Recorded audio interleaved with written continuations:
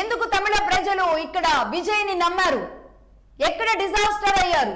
DMK కూడా కాంగ్రెస్ ఆధ్వర్యంలో ఉన్న డిఎంకే అనేక వరాలు కురిపించింది, ఉచిత పథకాలు తీసుకొచ్చింది. అక్కడ కర్ణాటక, తమిళనాడు, ఇక్కడ తెలంగాణ ఇలాంటి చోట కాంగ్రెస్ మార్కుండేలాగా ప్రయత్నాలు జరిగాయి. కానీ ఎందుకు డిఎంకేని ఈ స్థాయిలో డిజాస్టర్ గా, మరీ ముఖ్యంగా స్టాలిన్ ని ఓటమి చెందించిన ఒక ముఖ్యమంత్రి ఓడిపోవడం లాంటి పరిస్థితి నిజానికి ఏ రాష్ట్రంలో కూడా రాదు. అలాంటిది ఒక ముఖ్యమంత్రి ఓడిపోవడం, ముఖ్యమంత్రి తనయుడు ఓడిపోయేలాంటి పరిస్థితి రావడం, దాదాపుగా ఒక 30 మంది మంత్రులు ఓటమి చెందడం అంటే డిఎంకే డిజాస్టర్ కి కారణాలు ఏంటి?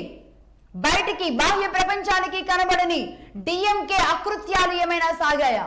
డిఎంకే విధానం, ద్రవిడ భావజాలం, పెరియార్ భావజాలాన్ని పూర్తిగా 100కి 100% పుణికి పుచ్చుకున్న డిఎంకేకి ఎందుకు తమిళ ప్రజలు చర్మగీతం పాడారు? ఏం జరిగింది తమిళనాట? ఇప్పుడు అందరూ లెక్కలు తీస్తున్నారు. విజయ్ ఏదో హీరోగా వచ్చారు, తాను ఒక కింగ్ మేకర్ అయ్యేలాంటి పరిస్థితి ఉంటుంది అని ఊహించడానికి కూడా ఎవరూ ఒప్పుకోలేదు. తమిళనాడులో విజయ్ వస్తాడు అన్న విషయాన్ని ఎవరూ ఒప్పుకోలేదు. మగధా న్యూస్ మొదటి నుంచి చెబుతూనే ఉంది. బట్ కింగ్ మేకర్ గా మారే అవకాశాలు విజయ్ కి చాలా స్పష్టంగా ఉన్నాయని చెప్పడం జరిగింది. అదే నిజమైంది. కింగ్ మేకర్ కాదు, కింగ్ మేకర్ అయ్యే అవకాశం వచ్చినా కింగ్ అవుతారు అనుకున్నాం, కానీ డైరెక్ట్ కింగ్ అయ్యారు ఇక్కడ విజయ్.